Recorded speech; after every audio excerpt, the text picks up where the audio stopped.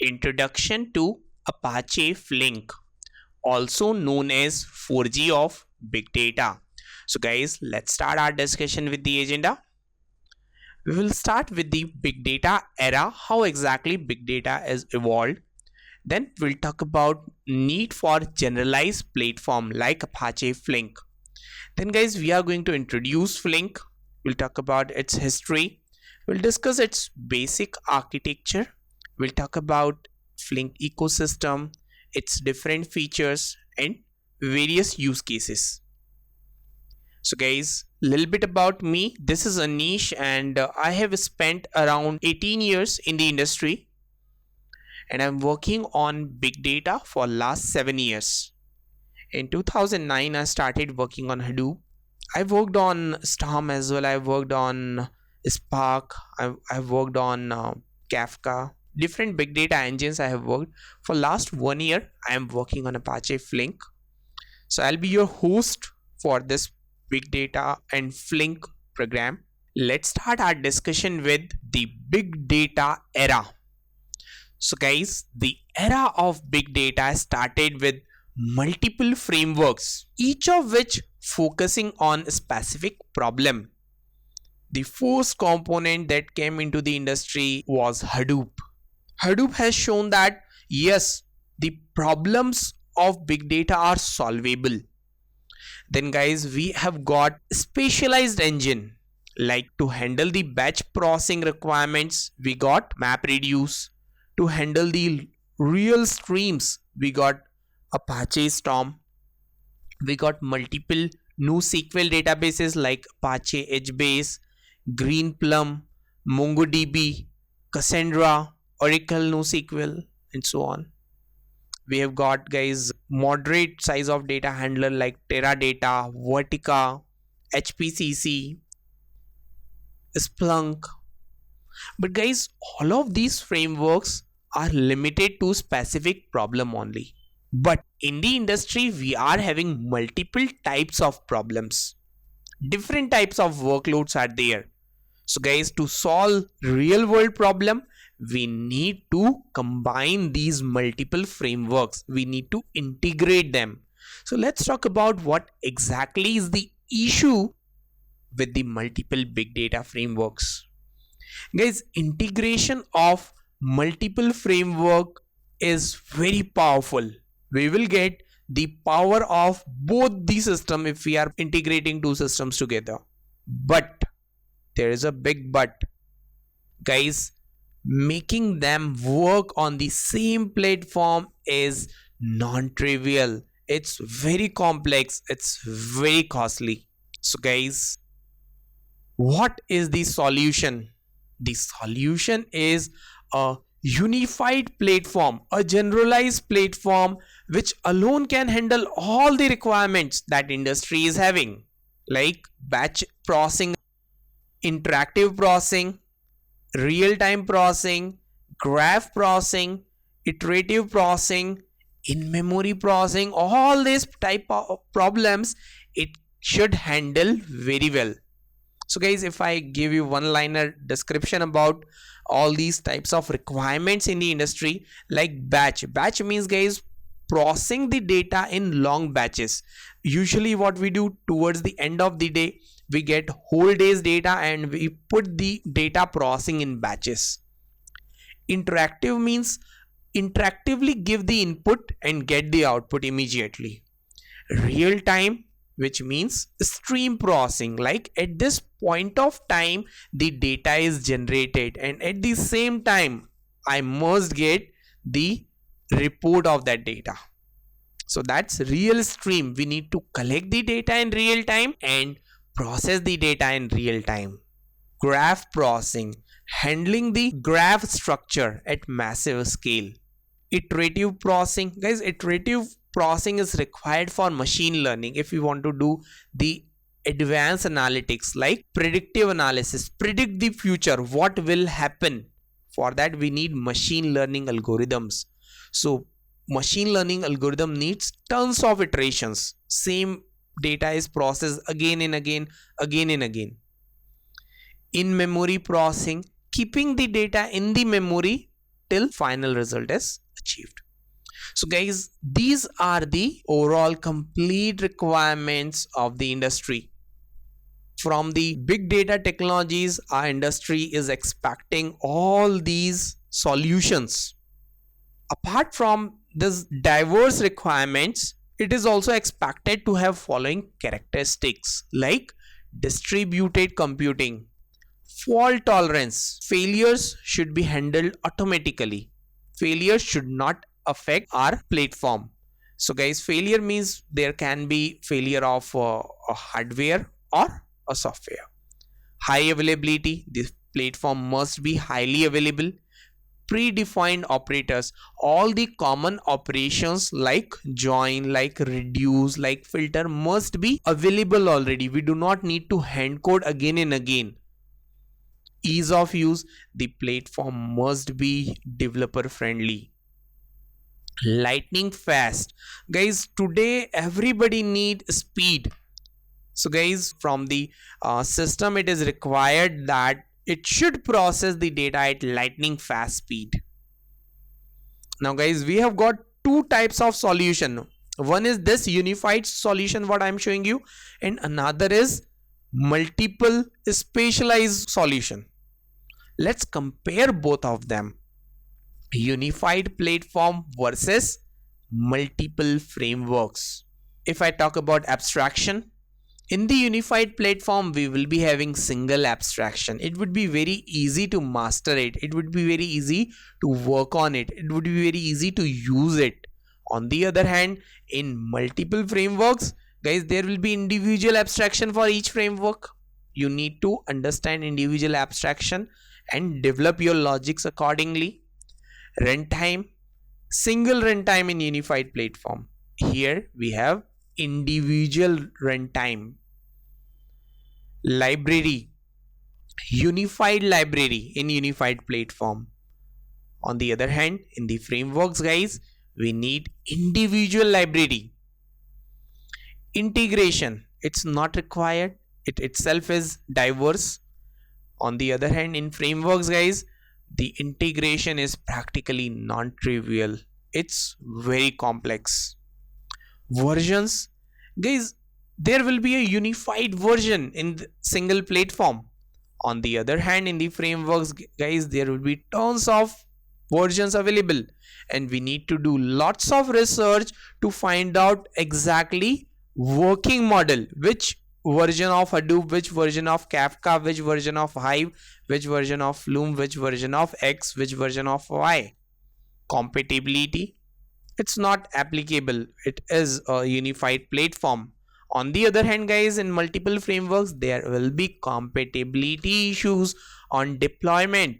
Like one framework need Java 6, another framework need Java 7.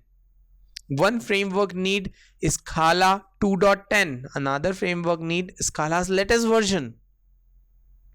So guys, it's very complex to handle such requirements.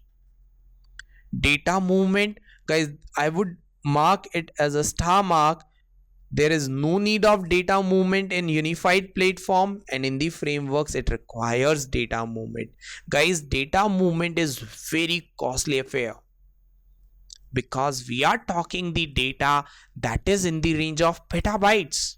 Is movement of petabytes of data is really feasible? We can't really imagine that over network we can move the data again and again. Apart from that, guys, there will be other tons of issues like in the multiple frameworks we need to duplicate the data. There will be consistency issues in the data. And apart from that, from the perspective of resources, from the perspective of developers, guys, it's very hard, it's very difficult to find expert of each and every framework. You will be needing a different team, you need to manage the different team for each and every framework. On the other hand, in the unified platform, one single team will be able to handle all the requirements related to big data. So guys, I have briefed over 7 to 8 years of requirement that industry is having and how they were struggling to solve it easily. They were using multiple frameworks till now. So guys, now we have got a unified platform. The name is Apache Flink. Guys, Apache Flink is the powerful open source engine which provides batch processing, which provides interactive processing, which provides real-time stream processing, which provides graph processing, which provides iterative processing, which provides in-memory processing, which provides whatnot. Whatever is your requirements, Flink can address it quite efficiently, quite effectively with lightning fast speed, ease of use, and sophisticated analytics. Guys, let's talk about Flink in little more details. Flink's core is a streaming data flow engine. Guys, at the core, at the kernel, at the heart, Flink is a streaming engine that provides data distribution, communication, and fault tolerance for distributed processing. It is the next gen big data tool, also known as 4G of big data. Guys, Flink is general purpose framework which targets to unify different data loads. Let's proceed ahead. Now, guys, if we talk about history of Flink, from where we got the word Flink. Flink is actually a German word which means swift or agile. The development of Flink started in a technical university in Berlin, Germany in 2009 under the project Stratosphere. Earlier the name was not Flink. This unique name was given later. Then guys, later point of time, Flink was donated to Apache. It got incubated in April 2014 and Flink became top level project in Apache in December 14. So guys, from that time Flink is getting lots of limelight. Tons of organizations have started using Flink due to its speed and diversity. Guys, in terms of speed, Flink is more than 100 times faster than Hadoop MapReduce and quite fast as compared to Spark as well. Let's proceed ahead. Let's talk about Apache Flink ecosystem. So guys, at the core, at the heart, at the kernel of Flink, we have runtime. Runtime is the kernel of Apache Flink. Now, from the perspective of deployment, it can be deployed on single machine, that is in local mode. Single node cluster is useful for learning, R&D, development, testing. For the production, we need to deploy it on multi-node cluster. You can deploy it in a standalone mode or YARN mode. YARN is a resource management layer which was introduced in Hadoop 2.x. You can deploy guys it on cloud as well, that is on Google Cloud or Amazon Cloud, that is EC2. Now, if we talk about different APIs that Flink provides, dataset API and data stream API. Guys, dataset API is used for batch processing. I'm showing you a broad picture currently. Dataset for batch, data stream for stream processing. Now, if I talk about high level components, top level tools, Flink provides a machine learning library for the data scientists. Actually guys, Flink provide different type of libraries, different type of components for different type of users in the industry. Like for data scientists, it provides machine learning. Now, what is the need of machine learning? Guys, if I give you one example, like all of us are using Gmail.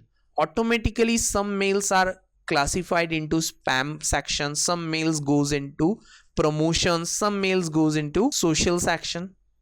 This particular classification is done automatically by a algorithm, a machine learning algorithm.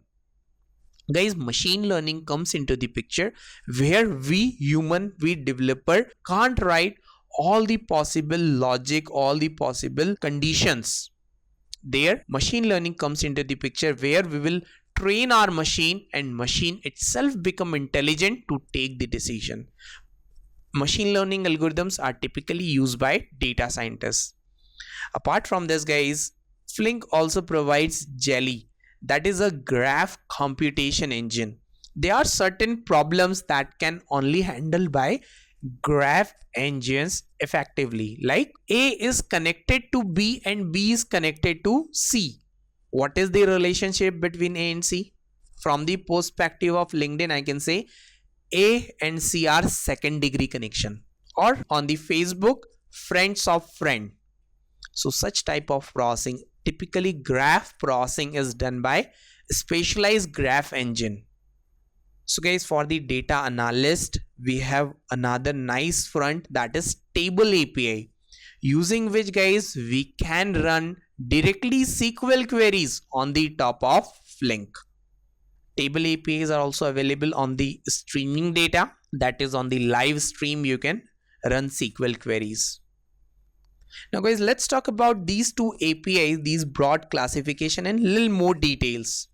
Starting with Dataset API. Dataset API is the regular program in Apache Flink that processes the data on REST. Guys, it provides lots of operations such as filter, map, join, group, etc. If I focus on one word, that is called data on REST. So guys, suppose we are having a data source and a data processing engine. So guys, to process the data generated by this data source, we will be needing in between a data store. Data source will write the data on this data store, and our processing engine will read the data from this data store and generate the insights. So guys, this is the typical flow of data on REST processing. That is, we need to store data somewhere before we can process it. So this is called, guys, typical batch processing as well. If we proceed ahead and talk about a new way of processing, that is called data stream processing, real-time processing. So if, guys, we talk about data stream APIs, it is the regular program in Apache Flink that process data streams. Guys, it provides operations such as filter, update states, define windows, aggregate, etc. Now guys, how exactly a stream flows, how exactly a live stream is processed? So if I highlight our stream processing engine, from the data source, live data is generated and we are collecting that live data. Guys, look at it. This live data is getting collected and it's given input to the stream processing engine. Our stream processing engine is getting live data. As and when data is generated, it is given as the input to our stream processing engine, which can consume live streams. Now guys, these live streams are processed immediately without any latency, without any delay.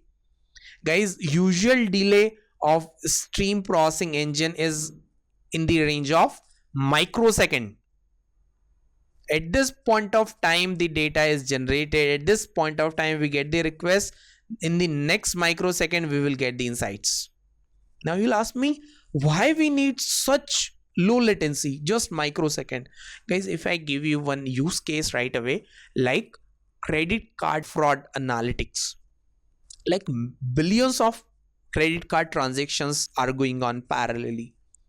At any point of time, guys, if there is any fraudulent transaction, we must detect the fraud immediately and cancel that transaction, stop that transaction. So guys, if a user supply his credential, the transaction is authenticated in hardly a second.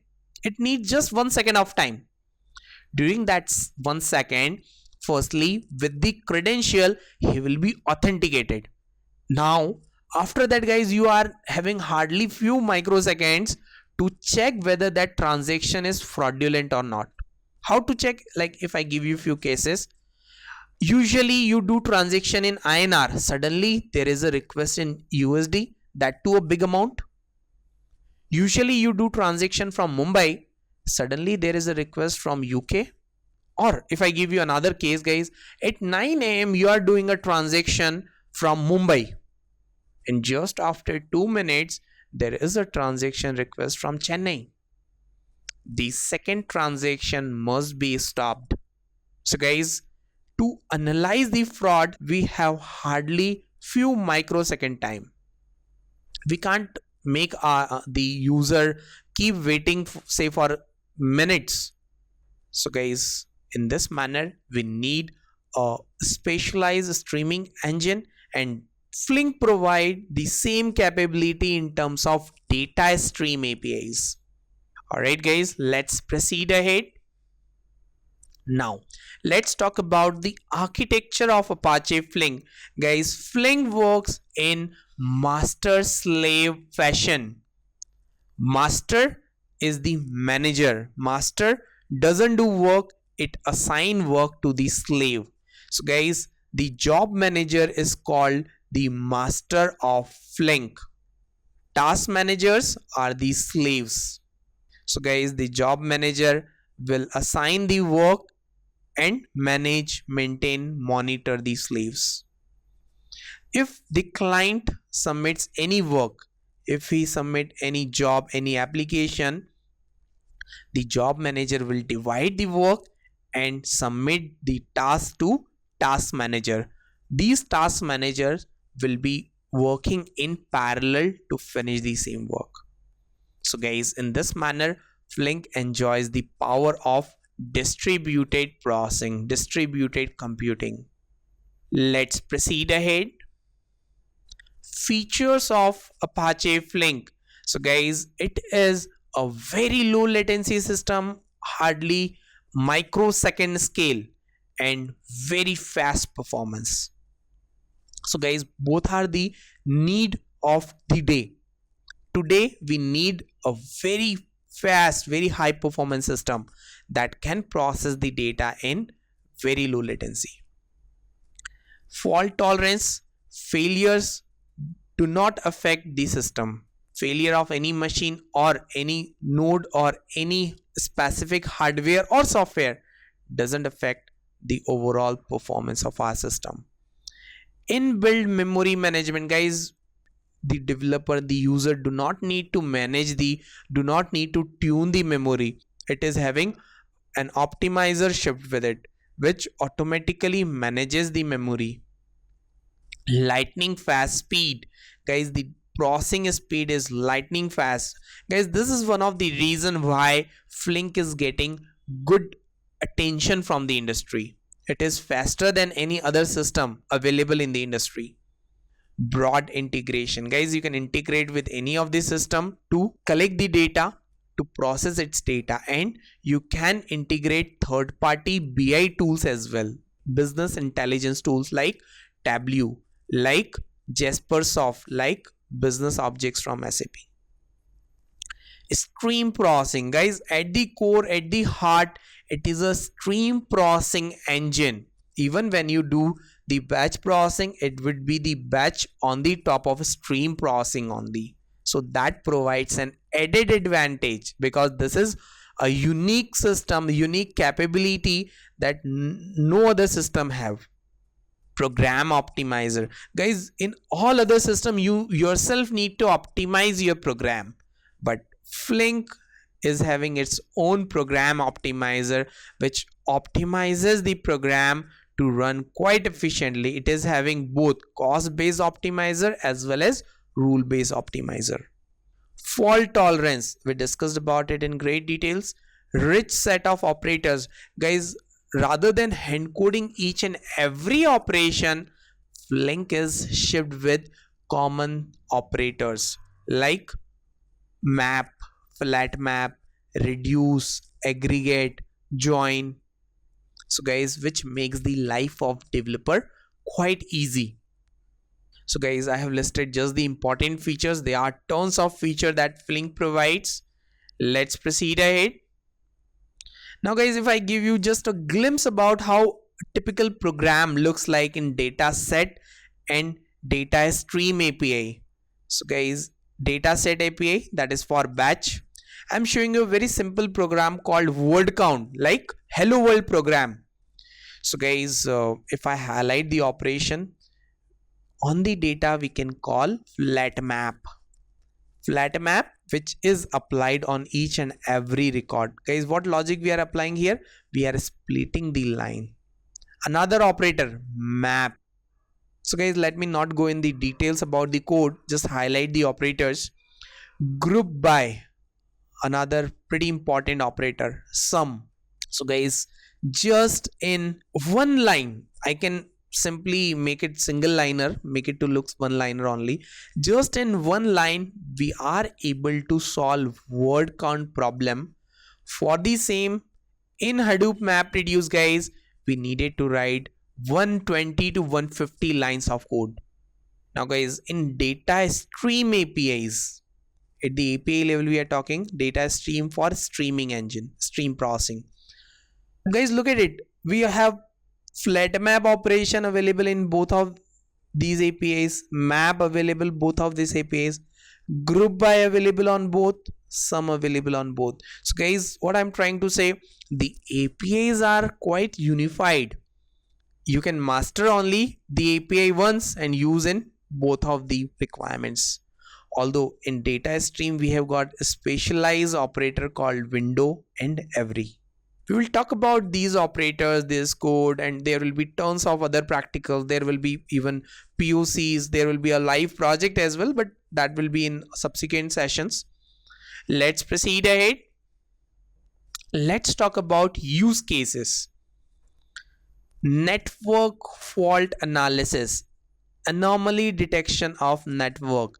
So guys, if I share you one use case, that when I was working with a leading telecom operator, they wanted to know at this point of time how my network is performing. Is there any network glitch? Is there any fault? Is there any failure? I must get at the same time. Guys, in the traditional way, how these operators come to know about the faults, at the end of the day they get the data and they process it. Now on the next day in the reports they come to know, oh, there was a network issue in a specific region in Mumbai, there was a specific issue in say Chennai. But guys, it would be too late. If you are able to get the fault information next day, then you will take the decision and then you will rectify it. But friends, by that time your customer will leave you. So guys, today's need, today's demand, as soon as there is any fault, just identify it and take the decision, rectify it. So we have used a real-time engine for the same. Real-time advertisement analysis. Guys, this is a very hot use case. Like all of us are using Google. If we are searching for any product, say we are searching for laptop, on the very next second we start getting the advertisements of laptop. If we are searching say for a mobile phone, in the next second only we'll get the advertisement of mobile phone in real time. Guys, if you get the advertisement say after 2 days, will that be of any use? Surely not. You would have purchased by that time. Now guys, Google is having billions of users. For each and every user, it is able to unicast the advertisement based on his liking and dislikings. Predictive analysis. Guys, this is again a very unique use case that allows you to predict the future. Now just imagine if you can predict the future. If you come to know what will happen tomorrow or next season or next festive season, next Diwali or next any upcoming season, you can take all the decisions in advance. You can make required POs, you can arrange all the items, you can do the needful for the items that is going to be sold quite less. You can run required promotions and campaigns. Guys, today we are able to predict the future with an accuracy of 80%. I'm giving you an use case of a retailer. Like we implemented the algorithm, we implemented this use case there, and we found out what will be his store sales in next 6 months, in next festive season. Customer churn analysis, guys. Customer churn is biggest issue of every customer facing industry. To find out why people are leaving you, it's really a big issue. You can identify the same. Fraud detection, I think we already discussed about credit card fraud detection. Weather forecasting, guys. Today the forecasts are much too accurate. Again, big data is behind the scene for the same. Healthcare analysis, now guys, lots of researches are going on to improve the healthcare system. Like people are making the algorithm that much intelligent that we can feed the diagnosis reports, and it itself will give you the what treatment should be given to the patient. Financial risk estimation, you can really estimate about the finance, how exactly, if I give you guys the stock market, how a specific stock is going to perform, how you can invest in that. So guys, these are just a few use cases. With time we'll discuss tons of use cases in subsequent sessions. So guys, if I conclude the session, the evolution of big data from Hadoop to Flink, as guys big data is getting matured, how we started our journey. We started our journey from Hadoop, which is able to handle just the batch processing. Then guys, we have got a specialized engine called Tez, which can handle interactive processing as well. Guys, next advancement was Apache Spark, which which can handle different type of requirements like interactive or batch or near real time.